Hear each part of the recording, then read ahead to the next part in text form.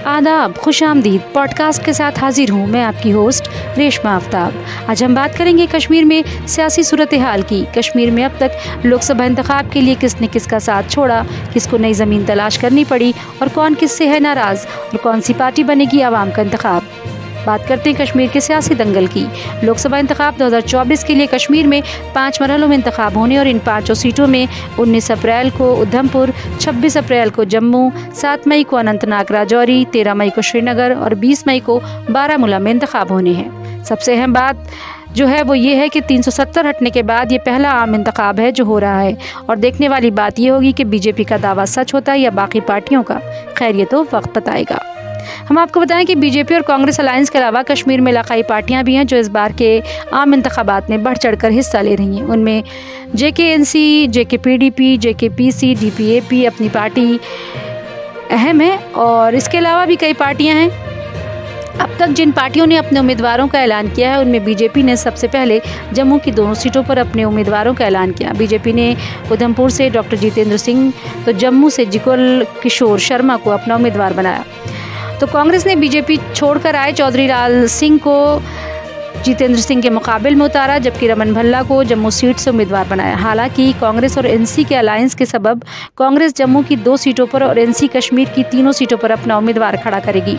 और जम्मू में इलाकाई पार्टियों को अगर छोड़ दिया जाए तो जम्मू की 2 सीटों पर मुकाबला बीजेपी और कांग्रेस के बीच है और मुकाबले की शुरुआत हो चुकी है। कांग्रेस और बीजेपी की तशहीर के साथ साथ बयानबाजियों का दौर और अपने अपने दावे भी पेश किए जा रहे हैं। इन सब के बीच बीजेपी अपनी तशहीरी मुहिम में भी कोई कसर नहीं छोड़ना चाहती और अब कश्मीर के इंतखाबी मैदान में बड़े लीडरान की एंट्री होने वाली है। यानी कि 10 अप्रैल को योगी आदित्यनाथ, 12 अप्रैल को PM मोदी और 15 अप्रैल को अमित शाह भी रैली करके वोटरों को राग़िब करने की पूरी कोशिश करेंगे और जम्मू की 2 सीटों पर इंतखाबी जंग को मजीद धार देंगे।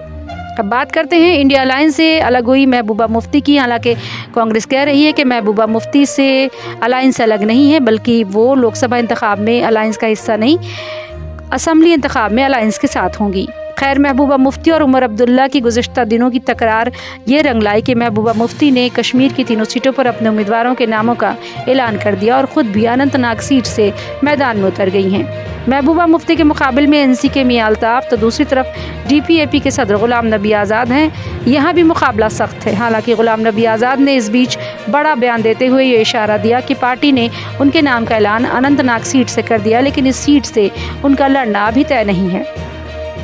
हालांकि अगर देखा जाए तो कश्मीर की लोकसभा सीटों पर नेशनल कॉन्फ्रेंस का कब्जा रहा है, लेकिन इस बार मुकाबला सख्त है। जो उम्मीदवार मैदान में है वो अपनी अपनी जीत के दावे पेश कर रहे हैं। बीजेपी अभी इन सीटों पर बस तमाशा देख रही है और इलाकाई पार्टियों की भिड़ंत और उनके उम्मीदवारों के नामों के ऐलान के बाद ही शायद अपने उम्मीदवार उतारना चाहती है।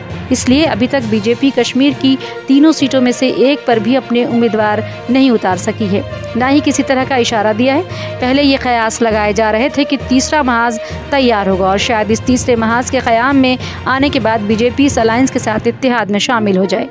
हालांकि अगर देखा जाए तो अब इस तरह के इम्कान की बात नहीं है या फिर इंतखाब के बाद बात बन भी जाए। इस बीच अपनी पार्टी ने भी अपने उम्मीदवारों के नामों का ऐलान कर दिया। साथ ही ये भी कहा कि तीसरे महाज पर बात नहीं बन सकी, अगर आगे कभी और मौका मिला तो हम इस सिलसिले में पेशरफ्त करेंगे।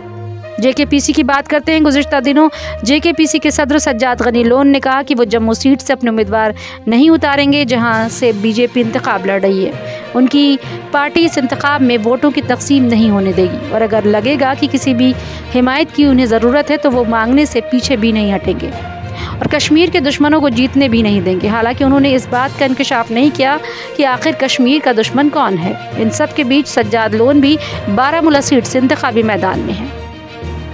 कश्मीर में इस बार चुनावी घमसान इसलिए है कि सबसे पहले तो अलायंस में ही फूट पड़ी और कांग्रेस NC PDP में तालमेल नहीं बनने के सबब महबूबा मुफ्ती अपने ही अलायंस के मुकाबले आ गई। इसके बाद ग़ुलाम नबी आज़ाद की पार्टी DPAP भी जम्मू छोड़कर कश्मीर पर ही फोकस कर रही है। जम्मू में तो मुकाबला सीधे तौर पर कांग्रेस और बीजेपी का हो गया, लेकिन कश्मीर की राह आसान नहीं, क्योंकि उमर अब्दुल्ला ने कुछ दिन कबल एक अवामी रैली में कहा था कि अगर आवाम को 370 हटने से खुशी है तो वो हमें वोट ना दें, और अगर वो इस बात से तकलीफ़ में है तो वो बीजेपी को वोट ना दें।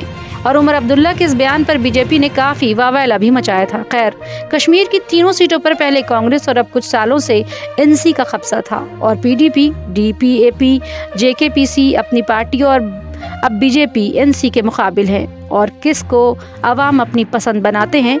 हालांकि ये अवाम के लिए भी थोड़ा मुश्किल होगा, लेकिन इन सारी सूरत हाल का फ़ायदा क्या बीजेपी को होगा? और इस बार बीजेपी को इन सीटों पर फ़ायदा होगा क्योंकि इलाकाई पार्टियां महज वोट काटने का काम करेंगी। अब देखना यह है कि इस इंतखाब के नतीजे क्या आते हैं। क्या कश्मीर में फिर से एनसी को सीटें मिलेंगी या फिर अवाम अपने लिए कुछ अलग ही फैसला करते हैं? ये तो आने वाला वक्त बताएगा। आपको हमारा ये एपिसोड कैसा लगा? हमें अपनी राय कमेंट सेक्शन में ज़रूर दें। अगले एपिसोड में नए मौजू के साथ फिर मुलाकात होगी। तब तक के लिए मुझे दें इजाज़त। खुदा हाफिज़।